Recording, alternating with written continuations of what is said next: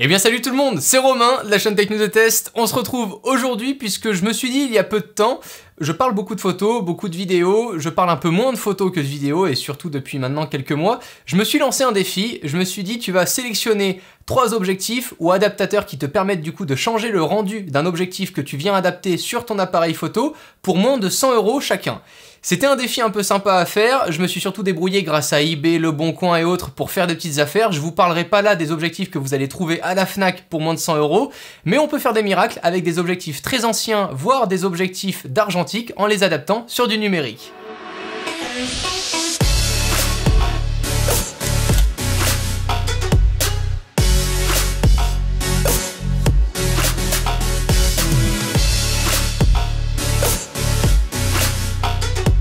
Je suis sorti un peu du bureau et sur la Côte d'Azur, on a la chance à proximité pas trop loin d'avoir des lieux assez ouf. Marseille, en l'occurrence, où j'ai pu tourner dans les calanques, voilà, tout simplement, avec certains objectifs, sauf un objectif et je vous expliquerai pourquoi j'ai fait le choix de ne pas tourner à l'extérieur. Je me suis muni pour faire ces plans-là du 5D Mark IV, ici. Attention, tous les objectifs dont je vais parler aujourd'hui sont adaptés pour des montures Canon. Maintenant, ces objectifs-là peuvent être évidemment compatibles avec ce qu'on appelle des bagues d'adaptation qui peuvent venir prendre en charge l'électronique et votre objectif Canon sur un autre appareil de type Sony ou Panasonic. Le 5D Mark IV et un autre appareil un peu plus abordable dont on a parlé récemment sur la chaîne, je vous relaisserai la vidéo en description.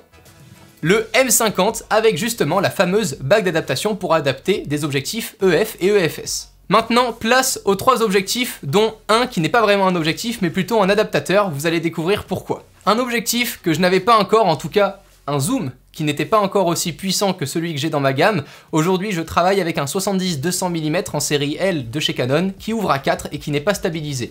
C'est le premier prix et c'est déjà très cher, on était là sur un objectif à pratiquement 700 € pour ceux qui l'avaient découvert dans les précédentes vidéos. C'est super cher et c'est pas ce que je conseille quand on commence la photo. Là, on a un objectif 75-300 mm, un ratio correct pour un zoom. Au vu de sa taille, on est là sur évidemment du plastique, mais sur un budget trouvé en dessous de 100 €. Normalement neuf, je crois qu'il vaut autour des 110 €, 120 € maximum. Là, je l'ai trouvé à 93 € sur eBay. C'est vraiment ce que je peux vous conseiller, même avoir des objectifs d'occasion si le revendeur est vraiment conseillé et que vous pouvez avoir confiance par rapport aux autres avis des autres clients, c'est quelque chose que je recommande. Un peu moins sur les caméras et sur les appareils photo, on sait jamais qui l'a utilisé avant nous, c'est toujours un peu dangereux, surtout quand il n'y a plus de garantie. Là, c'est un objectif à moins de 100 €, on part à l'aventure. Cet objectif-là va venir pouvoir faire une mise au point à 1,5 m minimum d'un sujet. Autrement dit, on s'en fiche un petit peu, même si, avec un autre produit dont on va parler dans la vidéo, on va venir pouvoir l'adapter à d'autres scènes. L'objectif premier pour cet objectif, beau jeu de mots, c'est de venir zoomer dans notre image sans perte de qualité, puisque ce n'est pas un zoom numérique, mais un zoom optique. Dans le test que j'ai pu faire, c'était vachement compréhensible, puisque le 75 mm me donnait cette photo-là, et en poussant l'objectif à 300 mm, on avait ce résultat-là. Autant vous dire que pour ceux qui aiment être paparazzi, non, je recommande pas, mais c'est vrai que c'est plutôt pas mal, et le résultat est là. Alors, on a un petit appareil photo qu'on vient de recevoir à Noël ou à notre anniversaire, c'est super pratique, ça coûte moins de 100 €, je recommande. Maintenant, si t'as un 5D Mark IV, si t'as déjà un 6D ou si tu es dans une gamme semi-professionnelle sur tes appareils photo, mets un petit peu plus d'argent que ça dans tes objectifs. Pourquoi? La différence principale et ce qu'on va pouvoir noter, c'est au niveau de la définition et du résultat de l'image. Regardez ce qu'on appelle l'aberration chromatique, c'est juste en conséquence des verres qui sont de moins bonne qualité que d'autres optiques, on a ce contour vraiment violet, rose, dégueulasse, et malheureusement, même sur Lightroom ou Photoshop, le bouton supprimer l'aberration chromatique le fait pas assez bien pour tout faire disparaître. Après, l'astuce, c'est quand il n'y a pas d'autres couleurs violettes dans ton image, bah, tu vas dans tes tons violets et puis tu descends la saturation. Voilà, c'est cadeau. Pourquoi je parle principalement de photos, surtout sur ces gammes d'objectifs là? Parce que la vidéo, bah, c'est pas un objectif stabilisé, il ouvre qu'à 4, donc c'est pas non plus la folie pour avoir un bokeh démentiel, et surtout, une image non stabilisée, ne prenez pas les choses à la légère, regardez là un plan, mais vraiment, je me suis appliqué, j'étais en haut d'une falaise, je tenais légèrement et le plus correctement possible l'appareil, l'image tremble, c'est horrible, le zoom est pas du tout fluide. Oubliez cet objectif pour de la vidéo, mais vraiment. Et pour la team des trépieds, tu as une micro-secousse, c'est pareil, tu jettes ton plan à la poubelle. Content, mais vraiment très content du rapport qualité-prix de cet objectif-là, et je vous donnerai mon avis principal sur l'ensemble des objectifs à la fin de la vidéo. Suivant! Non, c'est pas des clochettes. Voici un objectif argentique. C'est dégueulasse, on est d'accord. C'est encore plus dégueulasse sur un 5D Mark IV, j'ai pas osé le mettre sur un 1DX Mark II, je vous l'avoue quand même, tu mets ça sur une RAID, je crois que c'est la blague. Tu veux faire peur à Hardisk, tu vas foutre ça sur une RAID et tu fais hey, salut j'ai une RAID. On a là l'adaptateur de l'objectif pour le rendre compatible avec les appareils photo Canon. Donc pareil, si vous êtes chez Sony, Panasonic et que vous avez déjà un adaptateur pour les montures Canon, on adaptera correctement cet objectif-là grâce au petit adaptateur qu'il embarque. Alors ça vaut 45-50 € gros maximum le tout, c'est livré dans une petite pochette, c'est super propre. C'est pas si facile à choper, c'est Helios. La marque se nomme Helios, le modèle de ce que j'ai compris, hein, parce que c'est pas Famous, 44-2, je crois que c'est le modèle exact de cet objectif-là. On peut ouvrir à 2, donc ça laisse passer vraiment beaucoup de lumière. Le bokeh se ressent aussi là vachement bien, on voit qu'on n'est pas sur du bokeh 2018 hein, clairement, mais ça donne tout son charme à une très belle photo portrait. Je déconseille évidemment pour toutes les photos de rue prises à l'arrache sans pouvoir prendre le temps de faire sa mise au point. Tout est manuel, pas de stabilisation, pas d'ouverture avec l'appareil photo, même l'ouverture se fait par rapport à la petite bague qui est à l'extrémité en haut de l'objectif où on peut ouvrir soit à 2, soit fermer à 16.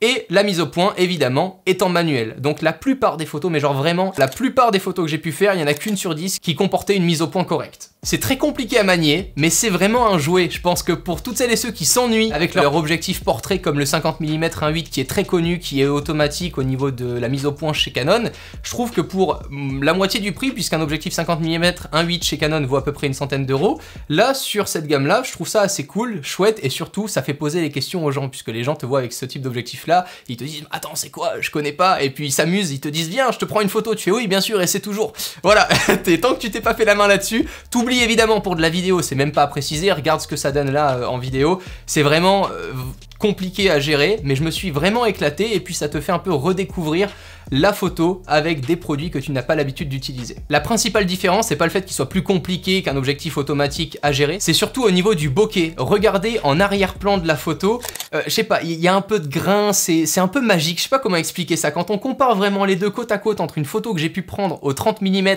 stabilisé ouvert à 2.8 et au 58 mm ouvert à 2 avec cet objectif Helios, on n'a pas le même rendu. On sait qu'on est là sur une photo un peu plus old school. Suivant, et le plus intriguant pour la fin, alors il y en a plein qui en auront déjà entendu parler, surtout celles et ceux qui sont fans de photos, j'avais jamais testé de bague d'extension avant celle-ci. Alors c'est, mais vraiment tout léger, c'est du plastique, voilà, je vais arrêter de parler en saccadé, je pense que ça va être chiant. On a 3 bagues d'extension qu'on va pouvoir adapter sur tous nos objectifs Canon, en l'occurrence pour cette bague d'adaptation là. Alors à quoi ça sert? Un objectif, et j'ai pris l'exemple tout à l'heure, c'est pour ça que je vous l'ai dit subtilement dans la vidéo, le 75-300 est capable de faire une mise au point au minimum en étant à 1,5 m de notre sujet. Ça fait 1,5 m de ton sujet, tu peux prendre la mise au point. T'es à 1,3 m de ton sujet, tu ne peux plus prendre la mise au point. Cette bague d'extension là te sert tout simplement à éloigner l'objectif de ton capteur pour minimiser la distance de mise au point, ce qui te permet au final avec un 50 mm 1.8 que tu as sûrement chez toi si t'es passionné de photo, pour 30 balles, eh bien tu adaptes ton petit 50 mm 1.8 qui n'est pas fait pour de la macro, pour essayer et t'initier à la photo macro. Alors je trouve ça très cool, et c'est pour ça que j'ai souhaité le tester dans le bureau. C'est fait aussi pour l'extérieur, cette bague d'adaptation comprend l'électronique, donc embarquera la mise au point toujours sur votre objectif, même si vous avez cette bague là entre votre objectif et votre appareil, ce qui est plutôt pratique. Évidemment du coup ça coûte un poil plus cher, mais on est là sur du 40 €, donc c'est pas non plus faramineux. Et le résultat est cool et on s'en rend vraiment compte au bureau avec le trépied qui va venir se rapprocher petit à petit de notre sujet. Et si imaginons on met toutes les bagues d'adaptation entre notre objectif et notre capteur, ça voudrait dire que la mise au point se fait carrément dans notre objectif. Donc c'est impossible d'aller jusque là, mais si déjà on a la plus grosse de mise à disposition, vous allez voir déjà le résultat qui est totalement différent. Imaginons au 15 mm, ok, on va prendre le 15 mm, un objectif grand angle, je viens ajouter ma bague d'extension à 31 mm, je viens du coup minimiser ma distance de mise au point et regardez, le 15 mm se transforme limite en une photo portrait quoi. C'est assez spécial à faire, mais pour des objectifs tels que le 50 mm ou un 100 mm déjà macro de chez Canon, on vient vraiment minimiser nos distances super loin. Alors oui, je vous ai menti, c'était pas un troisième objectif du coup, mais c'était un adaptateur qui permet de modifier un objectif déjà existant. Je le conseille et je l'ai beaucoup mentionné dans cette vidéo là, le 50 mm 1.8 avec la mise au point automatique de chez Canon, qui est vraiment très bien et que je conseille à chaque fois pour débuter débuter en photo. Pour ce qui est de la vidéo, ne prenez pas forcément en compte les conseils que j'ai donnés là, parce que évidemment en vidéo tout change et encore plus quand un objectif n'est pas stabilisé. J'espère que cette vidéo vous aura plu. N'hésitez pas à checker les liens évidemment qui sont dans la description où je répertorie la plupart des vendeurs qui vendent encore ce type d'objectif là, également au prix neuf. Je vous mettrai quoi qu'il en soit les liens d'Amazon. On se dit à très vite dans une prochaine vidéo, j'espère que celle-ci vous aura plu. Dites-le moi en commentaire. Prenez soin de vous, ciao tout le monde.